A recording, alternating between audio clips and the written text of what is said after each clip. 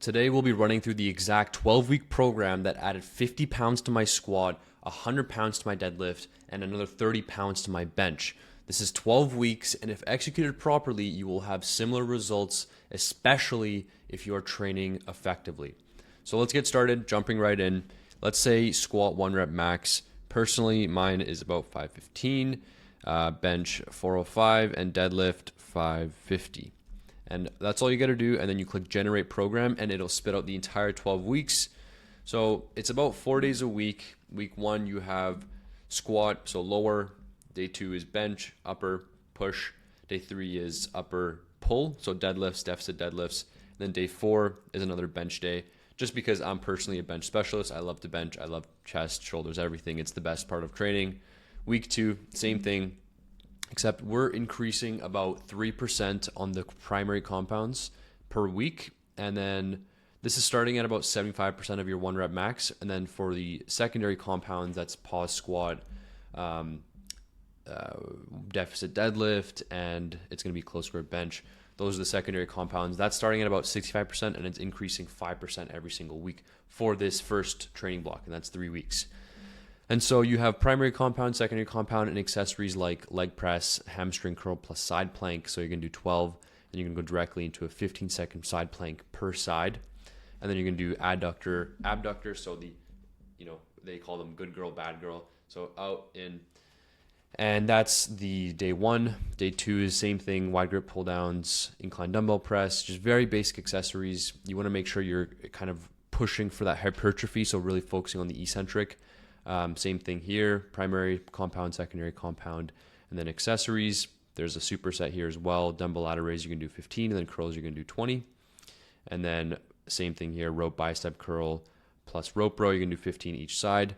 Triple tricep, this one is something that not a lot of people are familiar with, but it's essentially you're going to do rope cable push down like that, and then that's for 15 reps, and then you're going to take it over your head, you're going to go up for 12, then you're going to bring it back over, and then hold the very top of the rope there, and just really squeeze and even involve the chest a little bit, and that's a crazy superset. So that's what it is for day 4.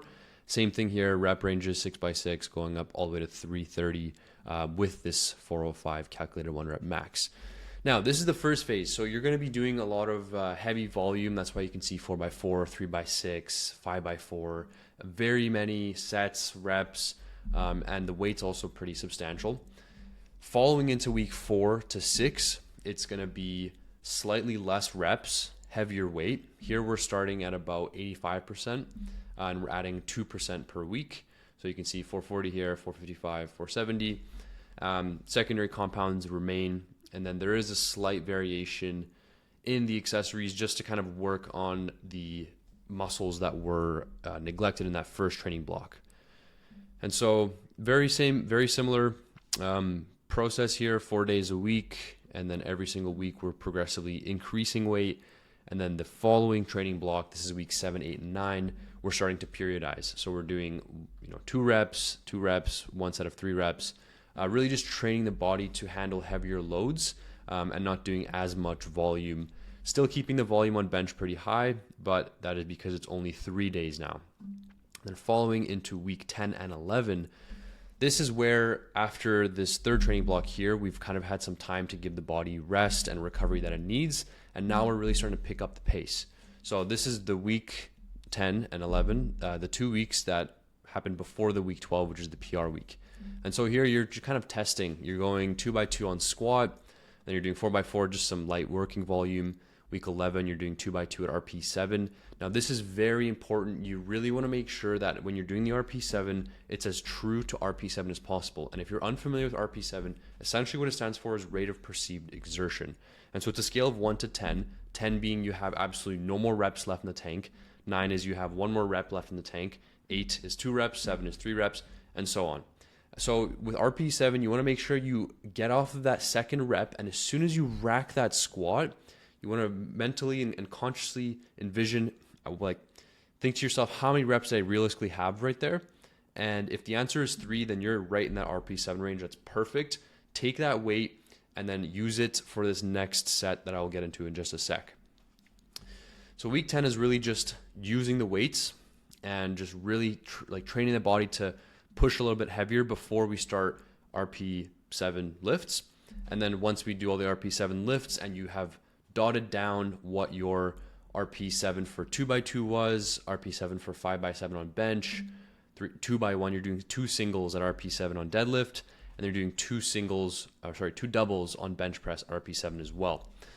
Once you have those numbers, you can actually go and get the screenshot of the RP chart, and basically it's 2 reps and you have RP7 and you match them up, and that percentage, whether it's 87.9 or whatever it is, you can divide the number you did by that percentage, press equals on the calculator, and it'll give you your estimated 1 rep max. So moving on to the final week, week 12. This is where we build up to the max. And the reason it starts on Wednesday and then you do Thursday and then Saturday is because you want that Monday to Tuesday to really rest, recharge, and give your body the recovery that it actually needs. And then you're just going to build up to your max. Make sure you're warming up to the best of your abilities. What I really like to say to all my clients is if you don't feel a bead of sweat coming to the skin and your heart rate above 100 BPM, you're probably not warm enough to start your actual bar, plate, 2 plates, 3 plates progression towards your 1 rep max of that primary compound, whether it's squat, bench, or deadlift. So once you have that warm up and you start building up in a way where you feel comfortable, you feel good, and your position is tight and your technique is solid, then you build up to your max, and you do this very strategically. But using the numbers you've calculated here, you should have an idea of kind of where you are, and then you really just push it as much as possible. So that's everything in this 12-week program you got to know. If you have any questions, please just feel free to reach out at Real Martin Nikolov on Instagram, or just shoot me a DM on Twitter as well, Marty Nikolov. And if any other questions, shoot a comment, like this video, subscribe, and I'll see you in the next one.